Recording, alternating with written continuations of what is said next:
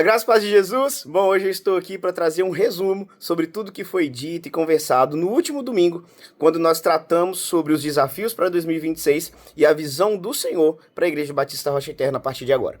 Nós tivemos um tempo muito precioso, onde eu tive a oportunidade de, através da mensagem, trazer alguns direcionamentos e também trazer muito da visão que nós precisamos adotar. Começamos então em João 15, versículos 1 e 2, que diz assim: Eu sou a videira verdadeira, o meu pai é o lavrador. Todo ramo que, estando em mim, não dá fruto, ele corta.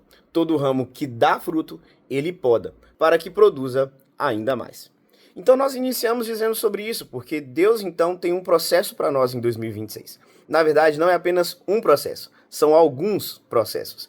E nesses processos de Deus, alguns são mais lentos, outros são mais rápidos. Algumas coisas nós vamos viver de uma forma bem acelerada, mas a verdade é que todos nós temos um processo de Deus para viver. E o convite que foi feito é: entre no processo de Deus. Eu não sei qual é o seu processo, é um processo de purificação, é um processo também de santificação, é um processo de entrega, é um processo de servir, mas a verdade é que todos nós temos um processo de Deus para viver. E eu quero dizer que aqueles que dão frutos, eles serão podados. E essa poda também representa isso, tudo aquilo que nos impede de frutificar ainda mais. E Deus vai retirar essas coisas.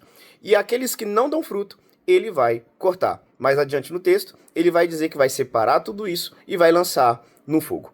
Nós não queremos ser cortados. Nós queremos frutificar para o Senhor. E nós precisamos de poda. E nós não vamos considerar poda como perda. Deus está limpando e essa purificação é fundamental, não somente para que nós possamos frutificar, mas para que a igreja possa alcançar o objetivo pelo qual ela foi criada. Então iniciamos com 3 propósitos fundamentais de relacionamento. Primeiro, relacionamento com Deus. Segundo, relacionamento com os irmãos. E terceiro, relacionamento com o perdido. Deus não quer que nenhum desses relacionamentos ande quebrado. Pelo contrário, que nós possamos primeiro relacionar com Deus.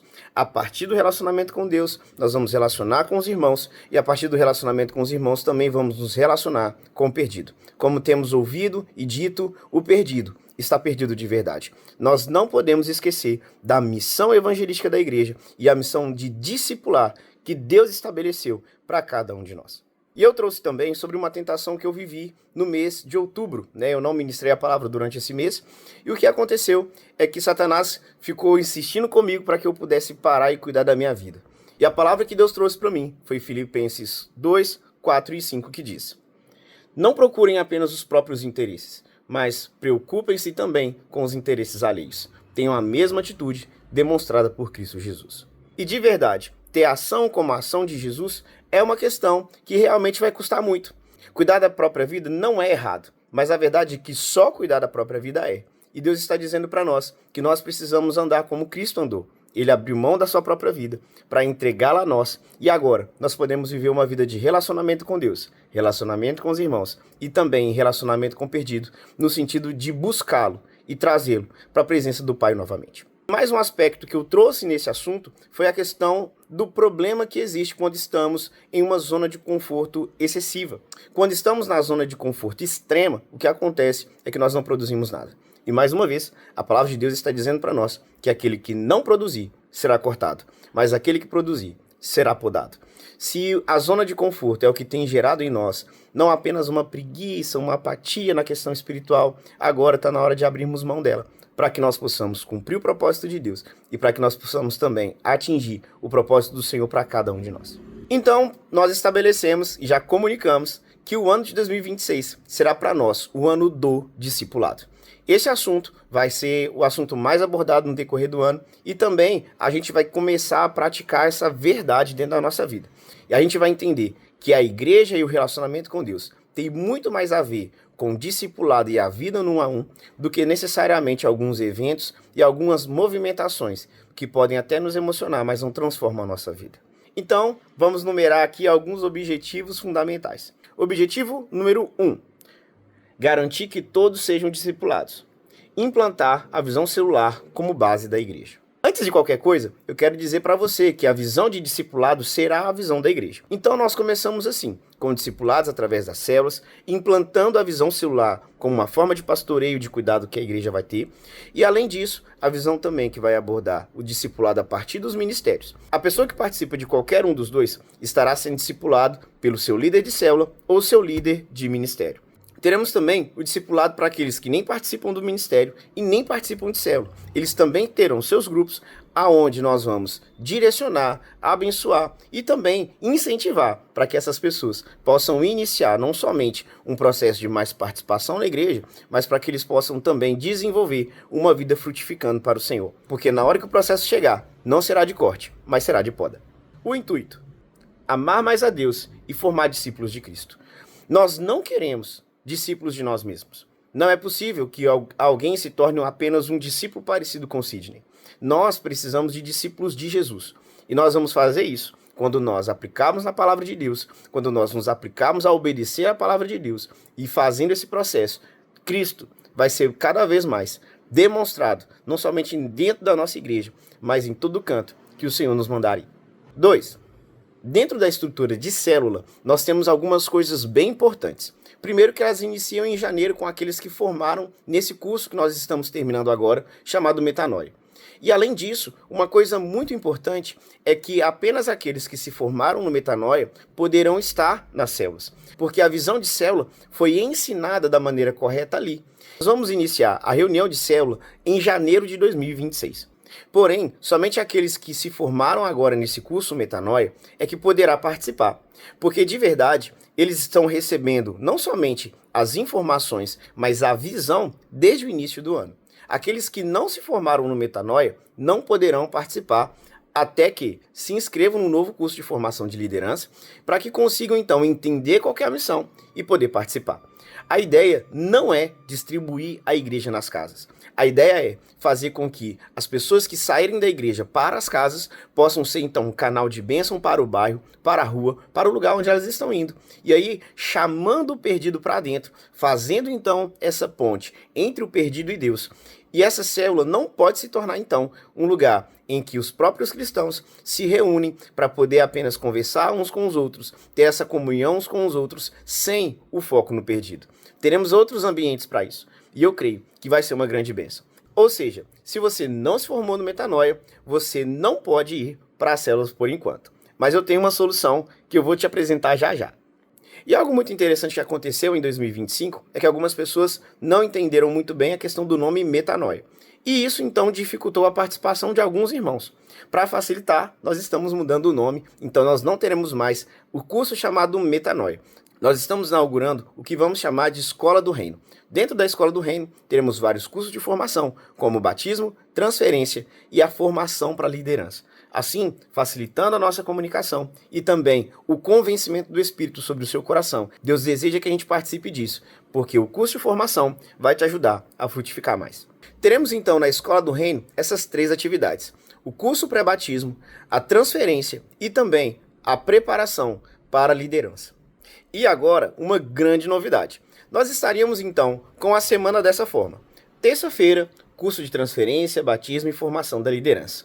Quarta-feira, culto quarta na rocha.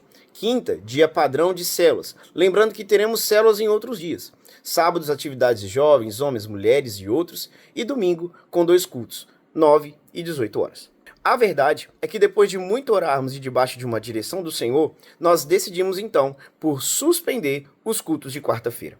Nós vamos levar tanto a sério essa formação para a liderança e também a vida de discipulado, que nós estamos então suspendendo durante o ano de 2026 o culto quarta na rocha. Primeiro, sem o culto de quarta-feira, haverá mais tempo, vida e dinamismo nas atividades de discipulado. Vários ministérios têm dificuldade de escala para as quartas-feiras. Recebemos muito de Deus nos cultos de quarta-feira, mas muitas pessoas escolhem apenas um dia para participarem. Estamos levando a visão celular e discipulado muito a sério.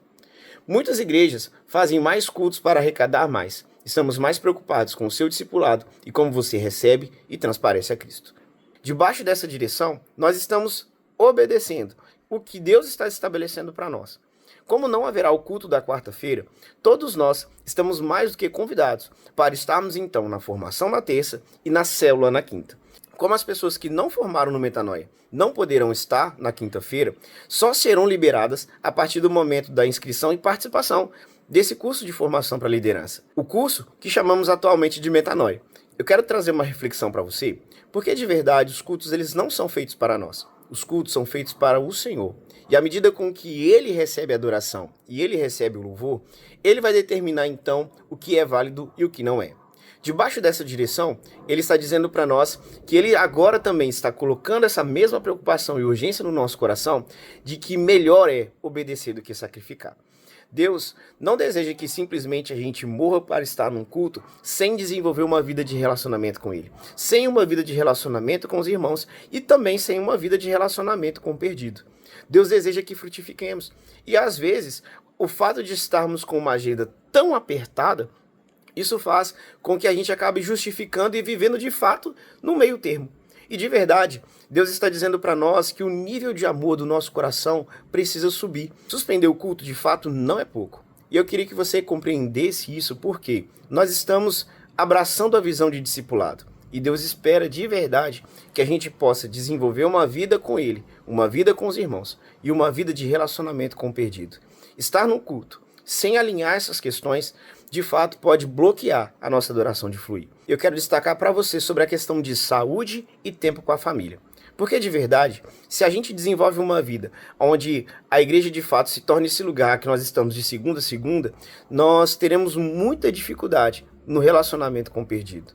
Deus, Ele deseja que tenhamos relacionamento com Ele todo dia. O culto é o momento de nós celebrarmos, adorarmos ao Senhor juntos e Ele é maravilhoso. Mas a partir de agora, o que Deus está dizendo para nós, gastem a vida de vocês em discipulado, preocupando uns com os outros, amando uns aos outros e também amando ao perdido.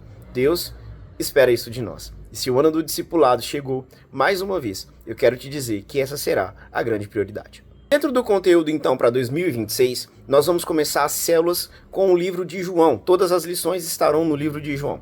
Essa lição vai trazer, então, um objetivo bem claro. Ame a Jesus. Entenda quem Ele é. O máximo que você conseguir. Gaste tempo para aprender sobre o Cristo.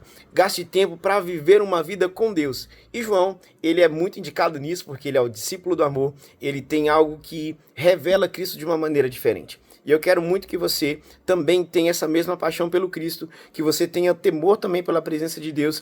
E eu sei que isso vai transformar tudo. A forma de enxergar, a forma de agir, a forma de reagir. E eu tenho certeza que essas lições vão abençoar muito a sua vida. O foco estará no perdido e naqueles que começaram a caminhada. Se você já tem mais tempo de cristão, o seu objetivo estará então em como ensinar, como transparecer a pessoa de Cristo para esses.